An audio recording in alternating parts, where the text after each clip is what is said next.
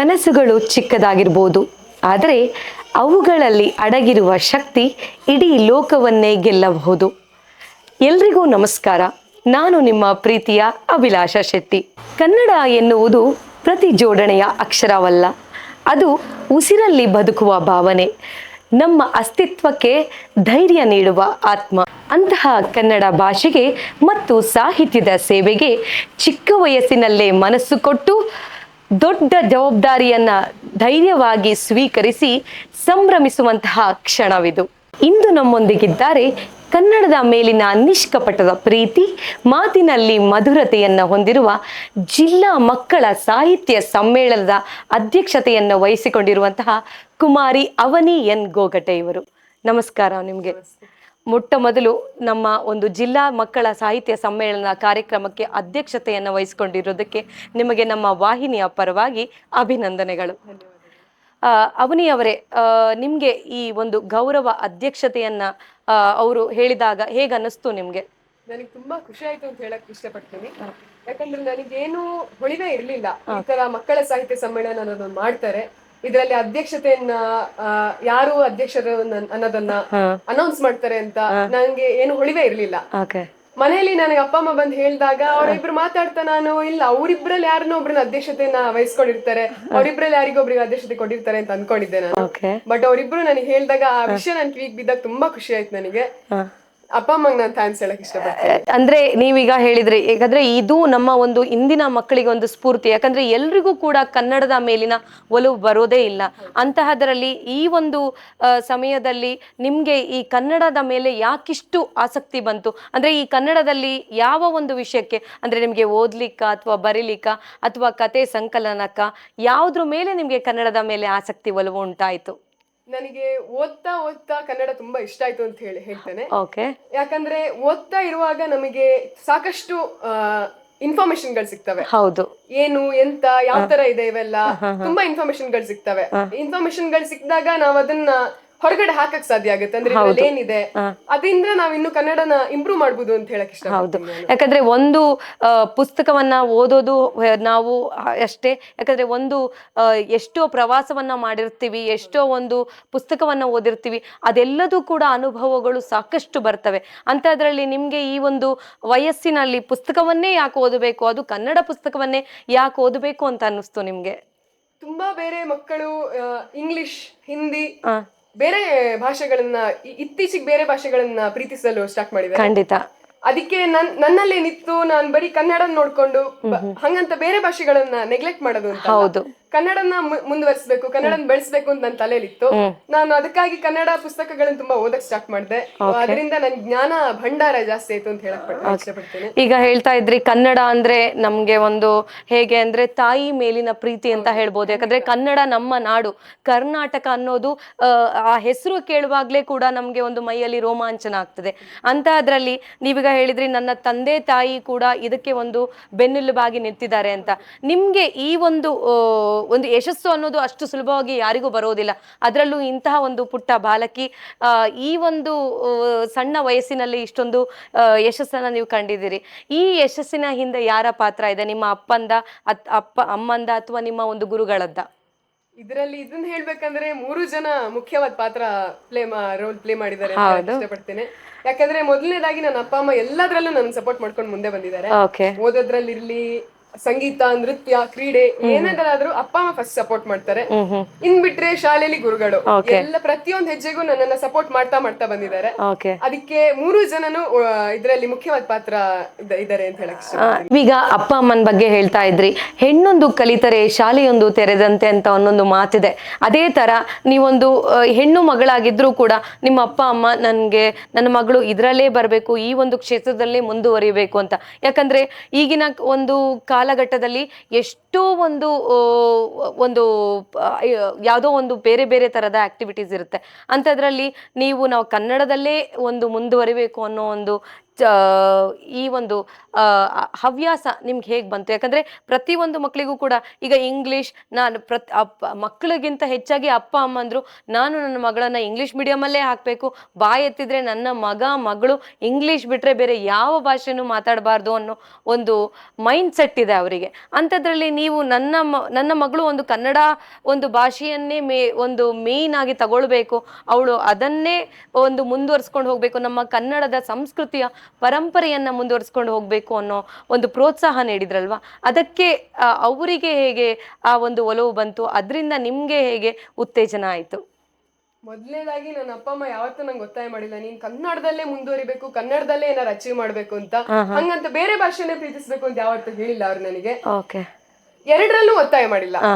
ಅದಕ್ಕೆ ನನಗೇನ್ ಅನ್ಸ್ತು, ಕನ್ನಡ ಓದ್ತಾ ಬರೀತಾ ಅದೆಲ್ಲೋ ಕರ್ಕೊಂಡು ಹೋಗುತ್ತೆ, ಕನ್ನಡ ಅನ್ನೋ ಭಾಷೆ ಇದೆಯಲ್ಲ ಎಲ್ಲೋ ಕರ್ಕೊಂಡು ಹೋಗುತ್ತೆ ನನ್ನ. ಹೌದು, ಕನ್ನಡ ಓದ್ತಾ ಓದ್ತಾ ಎಲ್ಲೋ ಸೆಳೆದ್ ಬಿಡುತ್ತದು. ನಂಗೆ ಪ್ರಬಂಧಗಳು ಬರೆಯೋದು, ರಚನೆ ಮಾಡೋದು, ಓದೋದು ಸಿಕ್ಕಾಪಟ್ಟೆ ಇಷ್ಟ. ಅದನ್ನ ಮಾಡ್ತಾ ಮಾಡ್ತಾ ಎಲ್ಲೋ ಕರ್ಕೊಂಡು ಹೋಗುತ್ತೆ ಅಂತ ಹೇಳಿದ್ನಲ್ಲ, ಅದು ನನ್ನನ್ನ ಕನ್ನಡ ಪ್ರೀತಿಸೋಕೆ ಇನ್ನು ಹೆಚ್ಚು ಉತ್ತೇಜನಿಸ್ತು. ಅಂದ್ರೆ ಈಗ ನೀವ್ ಹೇಳ್ತಾ ಇರೋದು ನಿಮ್ಮ ಒಂದು ಸ್ವಯಂ ಒಂದು ಪ್ರೇರಿತ ಅಂತ ಹೇಳ್ಬೋದು. ಯಾಕಂದ್ರೆ ಸೆಲ್ಫ್ ಇಂಟ್ರೆಸ್ಟ್ ಇದು. ಈಗ ಯಾರ್ದೋ ಒಂದು ಈಗ ಬೇರೆಯವರು ಫೋರ್ಸ್ ಇಂದ ನಾನು ಈ ತರ ಮಾಡ್ಬೇಕು ಅನ್ನೋದಿಲ್ಲ ನೋಡಿ. ಇಂತಹ ಒಂದು ಸ್ಫೂರ್ತಿ ಖಂಡಿತವಾಗ್ಲೂ ನಮ್ಮ ಎಲ್ಲ ಒಂದು ಯುವ ಜನಾಂಗಕ್ಕೆ ಬೇಕು. ಯಾಕಂದ್ರೆ ಕನ್ನಡ ಅಂದ್ರೆ ಈಗೆಲ್ಲರೂ ಕೂಡ ದೂರ ಸರಿಯುವಂತಹ ಕಾಲ. ಅಂಥದ್ರಲ್ಲಿ ನಾವು ಕನ್ನಡವನ್ನೇ ಪ್ರೀತಿಸ್ಬೇಕು, ನಾನು ಕನ್ನಡದಲ್ಲೇ ನಾನೇ ಮುಂದೆ ಹೋಗ್ಬೇಕು ಅಂತ ಸ್ವಯಂ ಆಗಿ ನೀವು ಬರುವಂತ ಒಂದು ಹೊತ್ತು, ಈ ಒಂದು ಹೊತ್ತಿನಲ್ಲಿ ನಿಮ್ಮ ಒಂದು ಯುವ ಜನಾಂಗಕ್ಕೆ ಏನಂತ ಒಂದು ನೀವೊಂದು ವಿಷಯವನ್ನ ಅಂದ್ರೆ ಒಂದು ಮೆಸೇಜ್ ಅನ್ನ ಹೇಳ್ತೀರಾ ನೀವು? ಈಗಿನ ಮಕ್ಕಳಿಗೆ ಅಂದ್ರೆ ನನ್ನಕ್ಕಿಂತ ಚಿಕ್ಕ ವಯಸ್ಸಿನವರು ಮುಂದುವರಿಬೇಕಂದ್ರೆ, ಕನ್ನಡನೇ ಬೆಳೆಸ್ಬೇಕಂದ್ರೆ ನಾನ್ ಹೇಳಕ್ ಇಷ್ಟಪಡೋದು, ಕನ್ನಡ ಪುಸ್ತಕಗಳನ್ನ ಜಾಸ್ತಿ ಓದಿ. ಹೌದು, ಕನ್ನಡಕ್ಕೆ ಸಂಬಂಧಪಟ್ಟ ಮಾಹಿತಿಗಳನ್ನ ಜಾಸ್ತಿ ತಗೊಳ್ಳಿ. ಶಾಲೆಯಲ್ಲಿ ಗುರುಗಳು ಕನ್ನಡದ ಬಗ್ಗೆ ಏನ್ ಹೇಳ್ತಾರೋ ಅದನ್ನ ಕಿವಿ ಕೊಟ್ಟು ಕೇಳಿ. ಕನ್ನಡ ಪ್ರಬಂಧಗಳನ್ನು ರಚನೆ ಮಾಡಿ, ಚಿಕ್ಕ ಪುಟ್ಟ ಪುಸ್ತಕಗಳನ್ನು ಓದಿ, ಅದ್ರಲ್ಲಿ ಏನಿದೆ ಅದನ್ನ ತಗೊಳಕ್ಕೆ ಪ್ರಯತ್ನ ಮಾಡಿ ಅಂತ ಹೇಳಿ. ಅಂದ್ರೆ ಏನಿರುತ್ತೋ ಅದ ಒಂದು ಮೂಲ ಅರ್ಥವನ್ನ ನಾವು ಹುಡುಕ್ತಾ ಹೋದ್ರೆ, ಯಾಕಂದ್ರೆ ಕುವೆಂಪು ಹುಟ್ಟಿದ ನಾಡು, ದಾರಾ ಬೇಂದ್ರೆ ಹುಟ್ಟಿದ ನಾಡು, ಈಗ ನಾವು ಕುವೆಂಪು ಹುಟ್ಟಿದ ಒಂದು ನಾಡಿಗೆ ಹತ್ತಿರವಾಗಿ ಇದ್ದೇವೆ. ನಮ್ಮ ಒಂದು ಜಿಲ್ಲೆಯಲ್ಲಿ ಬಹಳಷ್ಟು ಕವಿಗಳಿದ್ದಾರೆ. ಸೊ ಅವರ ಒಂದು ಇನ್ಸ್ಪಿರೇಷನ್ ನಿಮ್ಗಿದೆಯಾ? ಅವರ ಒಂದು ಉತ್ತೇಜನ ನಿಮ್ಗಿದೆಯಾ? ಈ ಒಂದು ಇದೆ ಅಂತ ಹೇಳ್ತೀನಿ. ಅವ್ರು ಬರ್ದಿರೋ ಪುಸ್ತಕಗಳು, ಕವನಗಳು ಎಲ್ಲ ನನಗೆ ಒಂಥರ ಇನ್ಸ್ಪೈರ್ ಆಗಿದೆ ನನಗೆ. ಅವ್ರು ಬರೆಯೋ ಪ್ರತಿಯೊಂದು ಸಾಲಿನಲ್ಲೂ, ಪ್ರತಿಯೊಂದು ಇದ್ರಲ್ಲೂ ಒಂದು ತುಂಬಾ ಭಾವನೆಗಳನ್ನ ಹೊತ್ತಿರೋ ವಾಕ್ಯಗಳಿದ್ವು ಅದ್ರಲ್ಲಿ. ಅದು ನನಗೆ ಉತ್ತೇಜನವಾಯ್ತು. ನಿಮ್ಗೆ ಫೇವ್ರೇಟ್ ಕವಿ ಯಾರು ಅಂತ ಕೇಳ್ಬೋದಾ? ಖಂಡಿತ ಕುವೆಂಪು. ಓಕೆ, ನೀವೀಗ ಒಂದು ಮಕ್ಕಳ ಸಾಹಿತ್ಯ ಸಮ್ಮೇಳನದಲ್ಲಿ ಒಂದು ಅಧ್ಯಕ್ಷತೆಯನ್ನ ವಹಿಸ್ಕೊಂಡಿದ್ದೀರಾ. ಇಂತಹ ಒಂದು ಮುಖ್ಯ ಜವಾಬ್ದಾರಿಯನ್ನ ವಹಿಸ್ಕೊಂಡಿರುವಾಗ ನೀವು ಸಾಕಷ್ಟು ಕೆಲಸಗಳನ್ನ ಮಾಡಬೇಕಾಗಿರುವಂಥದ್ದು. ಹಾಗೆ ನೀವೇನೆಲ್ಲ ಕೆಲಸಗಳನ್ನ ಮಾಡಬೇಕು ಅನ್ನುವಂತ ಯೋಜನೆಯನ್ನ ನೀವು ಇಟ್ಕೊಂಡಿದ್ದೀರಾ? ನಾನು ಮೂಲತಃ ಗಾಯಕಿಯಾಗಿರೋದ್ರಿಂದ, ಕನ್ನಡವನ್ನೇ ಕೇಳ್ತಾ ಹಾಡ್ತಾ ಬೆಳೆದಿರೋದ್ರಿಂದ, ಇದರಿಂದ ನಾನು ಕನ್ನಡ ಹಾಡೋದ್ರಿಂದ ಯುವ ಜನಾಂಗಕ್ಕೆ ಒಂದು ಮಾಹಿತಿಯನ್ನು ಕೊಡುವ ಮೂಲಕ ಇದನ್ನು ಮುಂದುವರಿಸಕ್ಕೆ ಪ್ರಯತ್ನ ಮಾಡ್ತೀನಿ. ಹಾಗೆ ನನ್ನ ತಂದೆ ಕನ್ನಡದಲ್ಲಿ ಪದವಿ ಹೊಂದಿರುವವರು, ಅವ್ರ ಜೊತೆಗೂ ಇನ್ನಷ್ಟು ಸೇರಿ ಕನ್ನಡವನ್ನ ಮುಂದುವರಿಸಕ್ಕೆ ನಾನು ಪ್ರಯತ್ನ ಮಾಡ್ತೀನಿ. ಖಂಡಿತ. ನೀವು ಒಳ್ಳೆ ಗಾಯಕಿ ಅಂತ ಕೇಳ್ಪಟ್ಟೆ, ನಮ್ಮ ವೀಕ್ಷಕರಿಗೋಸ್ಕರ ಒಂದೆರಡು ಸಾಲುಗಳು. ಖಂಡಿತ. ಮುದ್ದು ಭೈರುವ ಸ್ವಾಮಿ ಊರಿಗದ್ದುಗೆ ಏರುವಾಗ,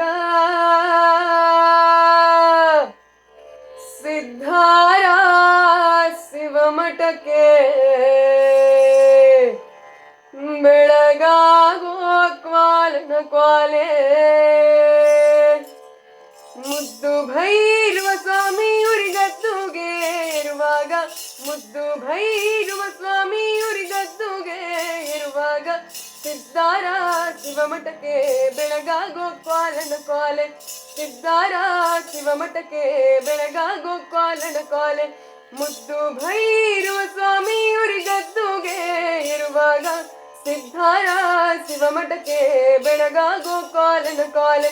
ಸಿದ್ಧಾರ ಶಿವಮಠಕ್ಕೆ ಬೆಳಗಾಗೋ ಕ್ವಾಲನ ಕ್ವಾಲೆ. ಸಿದ್ಧಾರ ಮಠದಲ್ಲಿ ಸ್ವಾಮಿಯ ಕಂಡೀರ, ಸಿದ್ಧಾರ ಮಠದಲ್ಲಿ ಸ್ವಾಮಿಯ ಕಂಡೀರ, ಸಂಪಿಗೆ ವನದ ನೆರಳ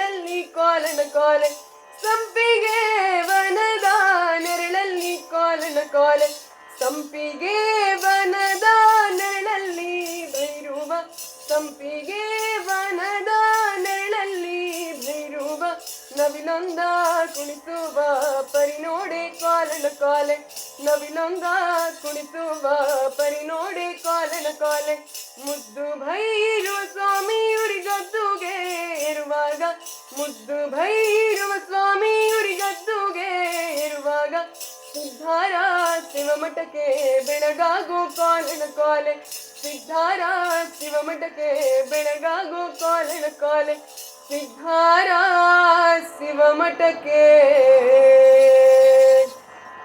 ಬೆಳಗಾಗೋ ಕ್ವಾಲನ ಕ್ವಾಲೆ. ಗಾನ ಆತ್ಮದ ನುಡಿ, ಮಾತು ತಲುಪದ ಕಡೆಗೆ ಅದು ತಲುಪುತ್ತದೆ ಅಂತ ಹೇಳ್ತಾರೆ. ಅದೇ ರೀತಿ ನಮ್ಮ ವೀಕ್ಷಕರನ್ನ ನನ್ನನ್ನ ಯಾವುದೋ ಒಂದು ಲೋಕಕ್ಕೆ ಕರ್ಕೊಂಡು ಹೋದ್ರಿ ನಿಮ್ಮ ಗಾಯನದಿಂದ. ಧನ್ಯವಾದಗಳು. ಅವನಿ ಅವರೇ, ನಿಮ್ಮ ಒಂದು ವೈಯಕ್ತಿಕ ಜೀವನದ ಬಗ್ಗೆ ನಮ್ಮ ವೀಕ್ಷಕರಿಗೂ ಕೂಡ ತುಂಬಾ ಆಸಕ್ತಿ ಇರುತ್ತೆ. ಸೊ ನೀವೀಗ ನೀವೊಂದು ಸಮ್ಮೇಳನದ ಅಧ್ಯಕ್ಷತೆಯನ್ನ ವಹಿಸ್ಕೊಂಡಿದ್ದೀರಾ ಅಂತ ನಿಮ್ಗೆ ಗೊತ್ತಾಯ್ತು, ಆ ವಿಷಯ ನಿಮ್ಮ ಮನೆಯವರಿಗೆ ಗೊತ್ತಾಯ್ತು, ಎಲ್ರಿಗೂ ತುಂಬಾ ಖುಷಿ ಆಯ್ತು. ಅದೇ ರೀತಿ ನೀವು ಸ್ಕೂಲಲ್ಲಿ ಈ ವಿಷಯವನ್ನ ಮೊದಲು ಯಾರಿಗೆ ಹೇಳಿದ್ರಿ ಅಂಡ್ ಅವರ ರಿಯಾಕ್ಷನ್ ಹೇಗಿತ್ತು?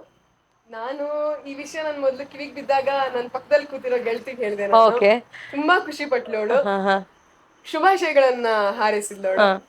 ಚೆನ್ನಾಗ್ ಮಾಡು ಸಮ್ಮೇಳನದಲ್ಲಿ, ಸ್ಪೀಚ್ ಇದೆಯಾ ಸ್ಪೀಚ್ ಚೆನ್ನಾಗ್ ಮಾಡು, ಚೆನ್ನಾಗ್ ಹೇಳು, ಸಹಾಯ ಬೇಕಂದ್ರೆ ನಾವು ಸಹಾಯ ಮಾಡ್ತೀವಿ ಅಂತ ಶುಭಾಶಯ ಹಾರೈಸಿದ್ಲು.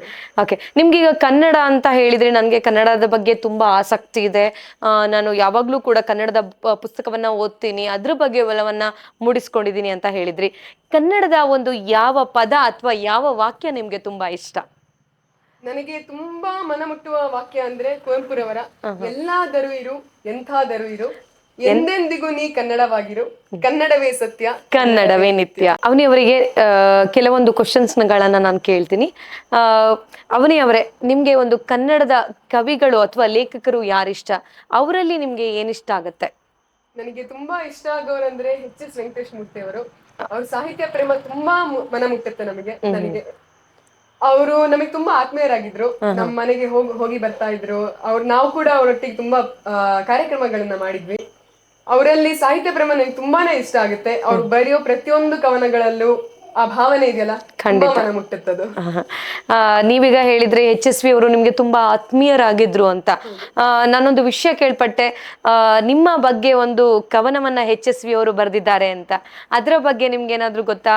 ಒಂದೆರಡು ಸಾಲುಗಳು ನಮ್ಮ ವೀಕ್ಷಕರಿಗೋಸ್ಕರ ಹೇಳ್ಬೋದಾ? ಪುಟ್ಟ ಮಗಳು ಪುಟ್ಟ ಮೂಗು ಪುಟ್ಟದೊಂದು ನತ್ತು, ನೀಲಿಯಿಂದ ನೆಲಕ್ಕೆ ಒಂದು ನೀರ ಹನಿಯು ಬಿತ್ತು, ಮಾತಿನೊಳಗೆ ಇರುವ ಮೌನ ಹೇಳಿ ಹಂಗೆ ಗೊತ್ತು, ಹಣತೆಯ ಕಣ್ಣಂಚಿನಲ್ಲಿ ದೀಪ ಒಂದು ಉರಿಯುತ್ತಿತ್ತು. ಖಂಡಿತವಾಗ್ಲೂ ಈ ಪುಟ್ಟ ಮೂಗು, ಒಂದು ಪುಟ್ಟ ಕಣ್ಗಳು ಎಲ್ಲರಿಗೂ ಕೂಡ ಈಗ ಒಂದು ಅವಳತ್ತ ಸೆಳೆಯುವಂತ, ಯಾಕಂದ್ರೆ ಅವಳ ಕಣ್ಣುಗಳು ಎಷ್ಟು ಆಕರ್ಷಿತವಾಗಿದೆ ನೋಡಿ, ಎಲ್ಲರೂ ಕೂಡ ಅವಳನ್ನೇ ನೋಡ್ತಾ ಇರ್ಬೇಕು ಅನ್ನೋ ಒಂದು ರೀತಿಯಲ್ಲಿ ಅವಳ ಒಂದು ಪರ್ಸನಾಲಿಟಿ ಕರೆಕ್ಟ್ ಆಗಿ ಇದೆ. ಅದಕ್ಕೋಸ್ಕರನೇ ನಿನ್ಗೆ ಒಂದು ಅಷ್ಟೊಂದು ದೊಡ್ಡ ಮಹಾಕವಿ ಬರೆದಿದ್ದಾರೆ. ಖಂಡಿತವಾಗ್ಲೂ ನೀನೇ ಪುಣ್ಯವಂತೆ. ಧನ್ಯವಾದ. ಅವನಿ ಅವರೇ, ನೀವಾಗ ಹೇಳ್ತಾ ಇದ್ರಿ ನಂಗೆ ಪುಸ್ತಕ ಓದುವಂತಹ ಹುಚ್ಚು ಬಹಳಷ್ಟಿದೆ ಅಂತ. ನೀವೊಂದು ಪುಸ್ತಕವನ್ನ ಓದುವಾಗ ಯಾಕಂದ್ರೆ ಈಗ ಎಲ್ಲರೂ ಸೀರಿಯಲ್ ಅಲ್ಲೇ ಬ್ಯುಸಿ ಆಗಿರ್ತಾರೆ, ಅದನ್ನ ನೋಡುವಾಗ ಟಿವಿ ಮುಂದೆ ಅವರ ಒಂದು ಭಾವನೆಗಳು ಬಹಳಷ್ಟಿರುತ್ತೆ. ಒಂದು ಕಡೆಯಿಂದ ಖುಷಿ, ಒಂದು ಕಡೆಯಿಂದ ಬೇಜಾರು, ಒಂದು ಅತ್ತೆ ಸೊಸೆಗೆ ಜಗಳ ಆಗ್ತಿದ್ರೆ ತಮ್ಮ ಮನೇಲೆ ಏನೋ ಒಂದು ಆಗ್ತಿರುವಂತ ಒಂದು ಮನೋಭಾವನೆಯನ್ನು ಹೊಂದಿರ್ತಾರೆ. ಆದ್ರೆ ಈ ಪುಸ್ತಕವೂ ಕೂಡ ಅದೇ ರೀತಿ ನಮ್ಮನ್ನ ಮಾಡುತ್ತೆ. ಯಾಕಂದ್ರೆ ಒಂದು ಪುಸ್ತಕವನ್ನ ಓದ್ತಾ ಇದ್ರೆ ಎಲ್ಲಾ ರೀತಿಯ ಭಾವನೆಗಳು ಬರುತ್ತೆ. ಅದೇ ರೀತಿ ನಿಮ್ಗೂ ಕೂಡ ಒಂದು ಪುಸ್ತಕವನ್ನ ಓದುವಾಗ ಯಾವ ಭಾವನೆ ಬರುತ್ತೆ? ಖುಷಿನ, ದುಃಖನ, ಹೆಮ್ಮೆನ, ಯಾವ ತರ ಆಗುತ್ತೆ? ಅದು ಪ್ರತಿಯೊಂದು ಸಾಲಿನ ಮೇಲೂ ಡಿಪೆಂಡ್ ಆಗುತ್ತೆ ಅಂತ ಹೇಳಕ್ ಇಷ್ಟಪಡ್ತೀನಿ. ಯಾಕಂದ್ರೆ ಒಂದೊಂದು ಸಾಲಿನಲ್ಲೂ ಕುತೂಹಲ ಮೂಡುತ್ತೆ, ಒಂದೊಂದು ಸಾಲಿನಲ್ಲೂ ಖುಷಿ ಆಗುತ್ತೆ. ಯಾವುದೋ ಒಂದು ಕೃತಿ ಅಥವಾ ಕವನವನ್ನು ಓದ್ತಾ ಆ ಭಾವನೆಗೆ ತಕ್ಕಂತೆ ದುಃಖ ಉಂಟಾಗುತ್ತೆ. ಯಾಕಂದ್ರೆ ಒಂದು ಪುಸ್ತಕದಲ್ಲಿ ನವರಸಗಳು ಇರುತ್ತೆ. ನಮ್ಮ ಒಂದು ಪುಸ್ತಕವನ್ನ ಒಂದೊಂಥರ ಹುಚ್ಚು ಪುಸ್ತಕ ಓದುವುದು. ಒಂದು ಸಲ ಆ ಪುಸ್ತಕವನ್ನ ಹಿಡ್ಕೊಂಡ್ ಬಿಟ್ರೆ ನಮ್ಗೆ ಇಡೀ ಲೋಕವನ್ನೇ ಮರೆಸುವಂತಹ ಶಕ್ತಿ ಆ ಪುಸ್ತಕಕ್ಕಿದೆ ಅಲ್ವಾ? ಖಂಡಿತ. ಅವನಿ ಅವರೇ, ಈಗ ನಾವಿಬ್ರು ಒಂದು ಆಟವಾಡುವಂತಹ ಸಮಯ. ಈಗ ನಾವು ಒಂದು ಕ್ವಶನ್ಸ್ ಅನ್ನ ಕೇಳ್ತೀನಿ, ನೀವು ಅದಕ್ಕೆ ಪಟ್ ಅಂತ ಉತ್ತರ ಹೇಳ್ಬೇಕು, ಆಯ್ತಾ? ಸೊ ಒಂದು ದಿನ ಸಂಪೂರ್ಣವಾಗಿ ಕನ್ನಡಕ್ಕೆ ನಿಮ್ಮ ದಿನವನ್ನ ಮೀಸಲಿಟ್ರೆ ನೀವು ಏನು ಮಾಡ್ಬೇಕು ಅಂತ ಅಂದ್ಕೊಳ್ತೀರಾ? ಒಂದು ದಿನ ಸಂಪೂರ್ಣವಾಗಿ ಕನ್ನಡಕ್ಕೆ ಮೀಸಲಿಟ್ರೆ, 24 ಗಂಟೆ ಕನ್ನಡಕ್ಕೆ ನನಗೆ ಕೊಟ್ರೆ, ಹ್ಮ್. ನಾನು ತುಂಬಾ ಪುಸ್ತಕಗಳನ್ನು ಓದಕ್ಕೆ ಇಷ್ಟಪಡ್ತೀನಿ. ಓಕೆ. ಹೆಚ್ಚು ಕನ್ನಡದ ಹಾಡುಗಳನ್ನು ಹೇಳಕ್ ಇಷ್ಟಪಡ್ತೀನಿ. ಅದೇ ಕನ್ನಡದ ಹಾಡುಗಳಿಗೆ ಇನ್ನೂ ಹೆಚ್ಚಾಗಿ ಭರತನಾಟ್ಯವನ್ನು ಮಾಡಕ್ ಇಷ್ಟಪಡ್ತೀನಿ. Very good. ನೋಡಿ, ಭರತನಾಟ್ಯವನ್ನು ಕೂಡ ಮಾಡ್ತಾರಂತೆ. ನಿಜವಾಗ್ಲೂ ಅವರ ಪೇರೆಂಟ್ಸ್ ತುಂಬಾ ಲಕ್ಕಿ ಅಂತಾನೆ ಹೇಳ್ಬೋದು. ಯಾವಾಗ್ಲೂ ಅವರ ಮಗಳು ಒಂದಲ್ಲ ಒಂದು ಆಕ್ಟಿವಿಟೀಸ್ ಅಲ್ಲಿ ಇರ್ತಾರೆ ಅಲ್ವಾ? ಸೊ ಎರಡನೇ ಕ್ವಶನ್, ಕನ್ನಡ ಒಂದು ವ್ಯಕ್ತಿ ಆಗಿದ್ರೆ ಅವಳಿಗೆ ನೀವು ಏನಂತ ಹೇಳ್ತೀರಾ? ಕನ್ನಡ ಒಂದು ವ್ಯಕ್ತಿ ಆಗಿದ್ರೆ ಅದಕ್ಕೆ ನಾನು ತುಂಬಾ ಧನ್ಯವಾದಗಳನ್ನ ಹೇಳಕ್ ಇಷ್ಟಪಡ್ತೀನಿ. ತುಂಬಾ ಖುಷಿ ಆಗುತ್ತೆ, ನಾನು ಅವಳ ಎದುರುಗಡೆ ನಿಂತಿದ್ರೆ ತುಂಬಾ ಖುಷಿ ಆಗುತ್ತೆ.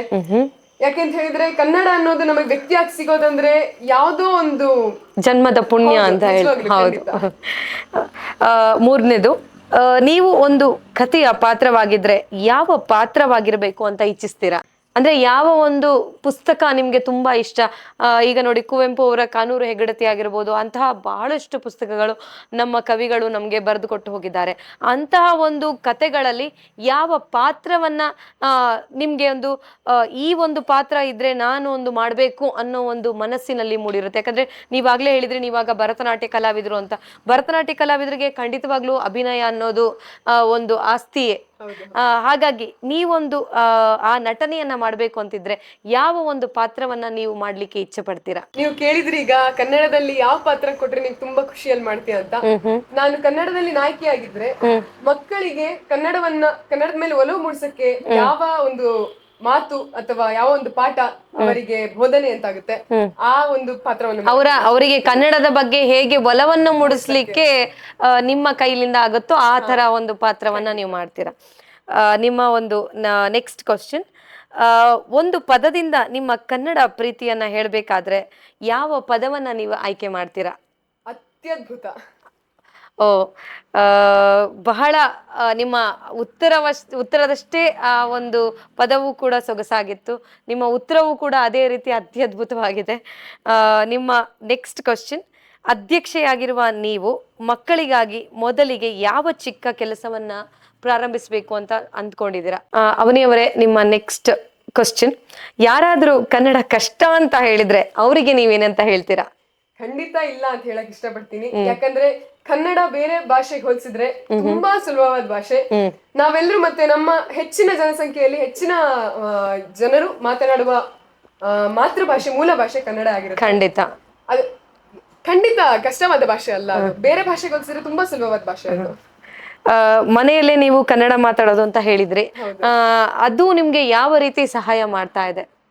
ಮನೆಯಲ್ಲಿ ಕನ್ನಡ ಮಾತಾಡುವುದ್ರಿಂದ ನಾನು ಶಾಲೆಯಲ್ಲಿ ನನ್ನ ಗುರುಗಳು ಕನ್ನಡದ ಬಗ್ಗೆ ಪ್ರಶ್ನೆಗಳನ್ನ ಕೇಳಿದಾಗ ಥಟ್ ಅಂತ ಉತ್ತರ ಹೇಳಕ್ಕೆ ನನಗೆ ಸಹಾಯ ಮಾಡುತ್ತೆ. ಈಗ ಹೇಳ್ತಿದ್ದೀರಲ್ಲ, ಪಟ ಪಟ ಅಂತ ಒಂದು ಅರಳು ಹುರಿದ ಹಾಗೆ ಅಂತ ಹೇಳ್ತೀವಿ, ಅದೇ ರೀತಿ ನೀವು ಕೂಡ ಪಟ್ ಪಟ ಅಂತ ನಾನು ಕೇಳಿದಕ್ಕೆಲ್ಲ ಪ್ರತಿಯೊಂದಕ್ಕೂ ಪ್ರಶ್ನೆಗೆ ಉತ್ತರನ ಹೇಳ್ತಿದ್ದೀರಲ್ಲ, ಅದೇ ತರ ಅಲ್ವಾ?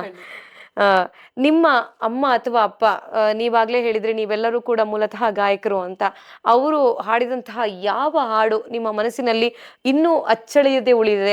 ಯಾಕಂದ್ರೆ ಯಾವಾಗ್ಲೂ ಕೂಡ ನಮ್ಗೆ ಕೆಲವೊಂದು ಸಾಲುಗಳು ಕೂಡ ಯಾವತ್ತೂ ಮರೀಲಿಕ್ಕಾಗೋದಿಲ್ಲ. ಅಂತಹ ಒಂದು ವಿಷಯ ಬಂದ್ರೆ ಯಾವ ಹಾಡು ನಿಮ್ಗೆ ಇಷ್ಟ? ನನಗೆ ಅಮ್ಮ ಹೇಳಿದ ಹಾಡುಗಳಲ್ಲಿ ತುಂಬಾ ಇಷ್ಟವಾದದ್ದು 2 ಹಾಡುಗಳು. ಒಂದು ಅಮ್ಮ ನಾನು ದೇವರಾಣೆ ಬೆಣ್ಣೆ ಕದ್ದಿಲ್ಲಮ್ಮ, ಇನ್ನೊಂದು ಲೋಕದ ಕಣ್ಣಿಗೆ ರಾಧೆಯೂ ಕೂಡ ಎಲ್ಲರಂತೆ ಒಂದು ಹೆಣ್ಣು. ಖಂಡಿತವಾಗ್ಲೂ ನಂಗೂ ಕೂಡ ಇದು ತುಂಬಾ ಇಷ್ಟ. ನಿಮ್ಮ ನೆಕ್ಸ್ಟ್ ಪ್ರಶ್ನೆ, ಮುಂದಿನ ಪ್ರಶ್ನೆ, ಮಕ್ಕಳು ಕನ್ನಡವನ್ನ ಹೆಚ್ಚು ಪ್ರೀತಿಸಲು ಶಾಲೆಗಳಲ್ಲಿ ಏನು ಬದಲಾವಣೆ ಆಗ್ಬೇಕು ಅಂತ ನಿಮ್ಗನ್ಸುತ್ತೆ? ಕನ್ನಡ ಪದಗಳ ಬಳಕೆ ಜಾಸ್ತಿ ಆಗ್ಬೇಕು. ಇತ್ತೀಚೆಗೆ ಈಗಿನ ಶಾಲೆಗಳಲ್ಲಂತೂ ಇಂಗ್ಲಿಷ್ ಇಂಗ್ಲಿಷ್ ಇಂಗ್ಲಿಷ್ ಅಷ್ಟೇ, speak in English, use the words in English ಅಷ್ಟೇ ಮಾತಾಡ್ತಾರೆ. Walk in English, speak in English, sleep in English. So ಅದ್ ಬೇಡ ನಮಗೆ. ಹೌದು. ಈಗ ನಾವು ಇಂಗ್ಲಿಷ್ ಮಾತಾಡ್ತಾ ಹಿಂದಿ ಬೇರೆ ಭಾಷೆಗಳು ಮಾತಾಡ್ತಾ ಕನ್ನಡ ಮರ್ತು ಹೋಗ್ತಾ ಇದೀವಿ ಅಂತ ಅನ್ಸುತ್ತೆ. ಅದಕ್ಕಾಗಿ ನಮ್ಮ ಶಾಲೆಗಳಲ್ಲಿ, ನಮ್ಮ ಶಾಲೆ ಅಂತಲ್ಲ ಎಲ್ಲಾ ಶಾಲೆಗಳಲ್ಲಿ ಕನ್ನಡ ಮುಂದುವರಬೇಕಾದ್ರೆ ಕನ್ನಡ ಪದಗಳ ಬಳಕೆ ಹೆಚ್ಚಾಗ್ಬೇಕು, ಕನ್ನಡ ಹಾಡುಗಳ ಬಳಕೆ ಹೆಚ್ಚಾಗ್ಬೇಕು. ಖಂಡಿತ. ಕನ್ನಡದಲ್ಲಿ ರಚಿಸುವ ಪ್ರಬಂಧಗಳು, ಗುರುಗಳಿಗೆ ಹೇಗೆ ನಾನ್ ಮಾತಾಡ್ಬಾರ್ದು. ಹೌದು. ಕನ್ನಡ ಪದಗಳ ಬಳಕೆ ಹೆಚ್ಚಾಗ್ಬೇಕು ಅಂತ ನಾನು ಹೇಳ. ಎಲ್ಲರೂ ಕೂಡ ಕನ್ನಡ ಅಂದ್ರೆ ಒಂದು ತುಚ್ಛ ಭಾಷೆ ಅಂತ ಅಸಡ್ಡೆ ಪಡದೆ ನಾವು ಕನ್ನಡಿಗರು ಅಂತ ಹೆಮ್ಮೆಯಿಂದ ಹೇಳ್ಕೊಳ್ಳುವಂತಹ ಮನಸ್ಥಿತಿ ಎಲ್ರಿಗೂ ಇರ್ಬೇಕು ಅಲ್ವಾ? ನಿಮ್ಮ ಮುಂದಿನ ಪ್ರಶ್ನೆ, ನಿಮ್ಮಂತಹ ಸಾಧನೆ ಮಾಡಲು ಕನಸು ಕಾಣುತ್ತಿರುವ ಒಂದು ಚಿಕ್ಕ ಮಗುವಿಗೂ ಕೂಡ ನೀವೇನಂತ ಹೇಳಲು ಇಚ್ಛಿಸ್ತೀರಾ? ನನ್ನಂತೆ ಇನ್ನೊಂದು ಮಗು ಯೋಚನೆ ಮಾಡೋದಾದ್ರೆ ಹಾ. ಇನ್ನು ಮುಂದಷ್ಟು ಸಾಧನೆ ಮಾಡಲು ಆ ಆಸೆ ಇದೆಯಲ್ಲ ಅದನ್ನ ಹೆಚ್ಚಿಸ್ಕೋ. ಹ್ಮ್. ಇದು ನಿನಗೆ ಮುಂದೆ ತುಂಬಾ ಯೂಸ್ಫುಲ್ ಆಗಿರುತ್ತೆ, ಹೌದು. ಉಪಯೋಗಕಾರಿಯಾಗಿರುತ್ತೆ. ಇದರಿಂದ ಸಾಕಷ್ಟು ಮಾಹಿತಿಗಳನ್ನು ನೀನು ಪಡ್ಕೊಳ್ಬಹುದು. ಹೌದು. ಹೇಳಕ್ ಇಷ್ಟ. ಅಂದ್ರೆ ಯಾವತ್ತೂ ಕೂಡ ಸಾಧನೆಗೆ ಒಂದು ವಯಸ್ಸಿನ ಮಿತಿ ಇರೋದಿಲ್ಲ. ಯಾವತ್ತೂ ಕೂಡ ಒಂದು ಸಾಧನೆ ಮಾಡಬೇಕು ಅಂದ್ರೆ ನಾವು ಅಷ್ಟೇ ಒಂದು ತವಕದಿಂದ, ಅಷ್ಟೇ ಒಂದು ಹಂಬಲದಿಂದ ಪ್ರತಿಯೊಂದಕ್ಕೂ ಕೂಡ ಪ್ರಯತ್ನ ಪಡ್ಲೇಬೇಕು. ಆ ಪ್ರಯತ್ನ ಇದ್ರೆ ನಾವು ಯಶಸ್ಸಿನ ಶಿಖರದತ್ತ ಹೋಗ್ಬೋದು.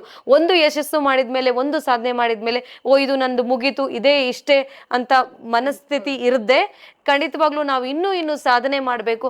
ಮಾಡೋ ಸಾಧನೆ ನಮ್ಮ ಒಂದು ಜನಗಳಿಗೆ ಒಂದು ಒಳ್ಳೆಯದಾಗಿರ್ಬೇಕು, ನಮ್ಮ ಕನ್ನಡಕ್ಕೆ ಅದು ಒಂದು ಒಳ್ಳೆಯ ಹೆಸರನ್ನ ತರಬೇಕು ಅಂತ ಹೇಳ್ತೀರಾ? ಛಲ ಇರ್ಬೇಕು, ಖಂಡಿತ. ಸಾಧನೆಗೆ ಇನ್ನಷ್ಟು ಆಸೆ, ಛಲ ಇರ್ಬೇಕು. ಹೌದು. ಅವನಿಯವರೇ, ನೀವಾಗ್ಲೇ ಹೇಳಿದ್ರಿ ನಮ್ಮ ಒಂದು ಸಾಧನೆಗೆ ಒಂದು ಮನೆಯವರಷ್ಟೇ ಅಲ್ಲ, ನಮ್ಮ ಒಂದು ಶಾಲೆಯ ಒಂದು ಅವರ ಒಂದು ಸಪೋರ್ಟ್ ಕೂಡ ಬಹಳಷ್ಟಿದೆ ಅಂತ. ಈ ಸಮಯದಲ್ಲಿ ಯಾಕಂದ್ರೆ ಒಂದು ಕಡೆಯಿಂದ ನಾವು ಬ್ಯಾಲೆನ್ಸ್ ಅಂದ್ರೆ ಸ್ಟಡೀಸ್ ಅನ್ನ ಮತ್ತೆ ಈ ತರ ಕರಿಕ್ಯುಲರ್ ಆಕ್ಟಿವಿಟೀಸ್ ಎರಡನ್ನೂ ಕೂಡ ಬ್ಯಾಲೆನ್ಸ್ ಮಾಡಬೇಕು ಅಂದ್ರೆ ತುಂಬಾ ಕಷ್ಟ ಇದೆ. ಅಂಥದ್ರಲ್ಲಿ ನಿಮ್ಗೆ ಶಾಲೆಯಿಂದ ಯಾವ ತರ ಎಲ್ಲ ಸಹಕಾರ ಸಿಕ್ತು? ನನಗೆ ಮೊಟ್ಟ ಮೊದಲದಾಗಿ ನನ್ನ ಎಲ್ಲಾ ಗುರುಗಳಿಗೆ ಮತ್ತೆ ನನ್ನ ಪ್ರಾಂಶುಪಾಲರಿಗೆ ಧನ್ಯವಾದಗಳು ಹೇಳಕ್ ಇಷ್ಟಪಡ್ತೀನಿ. ಯಾಕಂತಂದ್ರೆ ಪ್ರತಿಯೊಂದು ಹೆಜ್ಜೆಲ್ಲೂ ನನ್ನನ್ನ ಸಪೋರ್ಟ್ ಮಾಡ್ತಾ ಬಂದಿದ್ದಾರೆ. ಹೌದು, ಖಂಡಿತ. ಗುರುಗಳಾಗ್ಲಿ, ಪ್ರಾಂಶುಪಾಲರಾಗ್ಲಿ ಎಲ್ಲರೂ ಅಷ್ಟೇ ಪ್ರತಿಯೊಂದು ಹೆಜ್ಜೆಲ್ಲೂ ನನ್ನನ್ನ ಮೇಲೇರಿಸ್ತಾ ಬಂದಿದ್ದಾರೆ. ಯಾವ್ದಕ್ಕೂ ಹೆದರಬೇಡ, ಎಲ್ಲದನ್ನು ಚಾಲೆಂಜ್ ಆಗಿ ತಗೋ, ಗಟ್ಟಿ ಒಂದು ಛಲವಾದಿಯಾಗಿರ್ಬೇಕು ನಾವು. ಯಾವತ್ತೂ ಕೂಡ ಎಷ್ಟೇ ಒಂದು ಕಷ್ಟ ಬಂದ್ರೂ ಕೂಡ ನಾವು ಅದನ್ನ ಎಷ್ಟು ಧೈರ್ಯದಿಂದ ಎದುರಿಸಬೇಕು ಅಂತ ಹೇಳಿದ್ದಾರೆ. ಹೌದು. ಎಲ್ಲದಕ್ಕಿಂತ ಹೆಚ್ಚಾಗಿ ನನ್ನ ಪ್ರಾಂಶುಪಾಲರಾದ ಶ್ರೀಯುತರಾದ HK ಮಹಾಬಲೇಶ್ ಸರ್ ಅವರಿಗೆ ತುಂಬಾ ಧನ್ಯವಾದಗಳನ್ನ ಹೇಳಕ್ ಇಷ್ಟಪಡ್ತೀನಿ. ಗುಣವಂತ ಸ್ವಾಮೀಜಿಗಳನ್ನ ಭೇಟಿಯಾಗಿ ಅವರ ಆಶೀರ್ವಾದಗಳನ್ನು ಪಡ್ಕೊಂಡು ಬಂದಿದ್ದೀವಿ. ಮೊಟ್ಟ ಮೊದಲನೇದಾಗಿ ನನ್ನ ತಂದೆ ತಾಯಿಗಳಿಗೆ ಹೃತ್ಪೂರ್ವಕ ಧನ್ಯವಾದಗಳನ್ನು ಹೇಳಕ್ ಇಷ್ಟಪಡ್ತೇನೆ. ಹಾಗೆ ನನ್ನ ಶಾಲೆಯ ಪ್ರಾಂಶುಪಾಲರಾದ ಶ್ರೀಯುತ HK ಮಹಾಬಲೇಶ್ ಸರ್ ಅವರಿಗೆ, ಹಾಗೆ ಎಲ್ಲಾ ಶಿಕ್ಷಕರಿಗೂ ಧನ್ಯವಾದಗಳನ್ನ ಹೇಳಕ್ ಇಷ್ಟಪಡ್ತೇನೆ. ನನ್ನ ನೃತ್ಯ ಗುರುಗಳಾಗಿರ್ಬೋದು, ಸಂಗೀತದ ಗುರುಗಳಾಗಿರ್ಬೋದು, ಹಾಗೆ ಕ್ರೀಡೆಯ ಗುರುಗಳಾಗಿರ್ಬೋದು, ಎಲ್ಲರಿಗೂ ಧನ್ಯವಾದಗಳನ್ನು ಹೇಳಕ್ ಇಷ್ಟಪಡ್ತೇನೆ. ಹಾಗೆ ನನ್ನನ್ನ ನನ್ನಲ್ಲಿರೋ ಈ ಒಂದು ಕಲೆಯನ್ನ ಗುರುತಿಸಿದಂತಹ ಜಿಲ್ಲಾಧ್ಯಕ್ಷರಾದಂತಹ ಶ್ರೀಯುತ ಸೂರಿ ಶ್ರೀನಿವಾಸ್ ಅವರು, ಜಿಲ್ಲಾ ಸಂಚಾಲಕರಾದಂತಹ SN ಚಂದ್ರಕಲಾ ಮೇಡಮ್ ಅವರು, ಹಾಗೆ ಕೊಪ್ಪ ತಾಲೂಕಿನ ಕನ್ನಡ ಸಾಹಿತ್ಯ ಪರಿಷತ್ತಿನ ಅಧ್ಯಕ್ಷರಾದಂತಹ ಶ್ರೀ ಹರ್ಷರವರಿಗೆ ಧನ್ಯವಾದಗಳನ್ನು ಹೇಳಕ್ ಇಷ್ಟಪಡ್ತೇನೆ. ಹಾಗೆ ನಿಮ್ಮ ಒಂದು ಬೋಧಕೇತರ ಸಿಬ್ಬಂದಿಗಳು ಕೂಡ, ಹಾಗೆ ಎಷ್ಟೋ ಜನ ಕಾಣದ ಕೈಗಳ ಪರಿಶ್ರಮ ಈ ಒಂದು ಯಶಸ್ಸಿನ ಹಿಂದೆ ಇದೆ. ಅವರೆಲ್ಲರಿಗೂ ಕೂಡ ಧನ್ಯವಾದಗಳನ್ನು ಹೇಳಕ್ ಇಷ್ಟಪಡ್ತೇನೆ. ಊರು ಮನೆಯವರ ಎಲ್ಲಾ ಜನರಿಗೂ ತುಂಬಾ ಧನ್ಯವಾದಗಳನ್ನು ಹೇಳಕ್ ಇಷ್ಟಪಡ್ತೇನೆ. ಇಂದು ನಾವು ಕಂಡದ್ದು ಒಂದು ಮಗುವಿನ ಸಾಧನೆ ಅಲ್ಲ, ಒಂದು ಕುಟುಂಬ ಬೆಳೆಸಿದ ಕನಸಿನ ಯಶಸ್ಸು. ಕನ್ನಡದ ಮೇಲಿನ ಪ್ರೀತಿ ಮನೆಯಿಂದ ಆರಂಭವಾದರೆ ಅದು ಸಮಾಜವನ್ನೇ ಬೆಳಗಿಸುತ್ತದೆ. ಇದು ಕೇವಲ ಒಂದು ಸಾಧನೆಯ ಕಥೆಯಲ್ಲ, ಕನ್ನಡದ ಭವಿಷ್ಯಕ್ಕೆ ಬರೆದ ಒಂದು ಸುಂದರ ಆಶಾಭರಿತ ಆರಂಭ. ಜಿಲ್ಲಾ ಮಕ್ಕಳ ಸಾಹಿತ್ಯ ಸಮ್ಮೇಳನದ ಸರ್ವಾಧ್ಯಕ್ಷರಾಗಿ ಆಯ್ಕೆಯಾದ ನಮ್ಮ ಈ ಚಿಕ್ಕ ಸಾಧಕಿಗೆ ಮತ್ತೊಮ್ಮೆ ಹೃದಯಪೂರ್ವಕ ಅಭಿನಂದನೆಗಳು. ಇವರ ಮೂಲಕ ಇನ್ನಷ್ಟು ಮಕ್ಕಳು ಕನ್ನಡವನ್ನು ಪ್ರೀತಿಸುವಂತಾಗಲಿ, ಸಾಹಿತ್ಯದ ಜಗತ್ತಿಗೆ ಹೆಜ್ಜೆ ಇಡಲಿ ಎಂಬ ಆಶಯದೊಂದಿಗೆ ಮತ್ತೊಂದು ಸಂಚಿಕೆಯೊಂದಿಗೆ ನಿಮ್ಮ ಮುಂದೆ ಬರ್ತೀನಿ. ಅಲ್ಲಿವರೆಗೂ ನೋಡ್ತಾ ಇರಿ ಚಿಕ್ಕಮಗಳೂರು ಲೈವ್.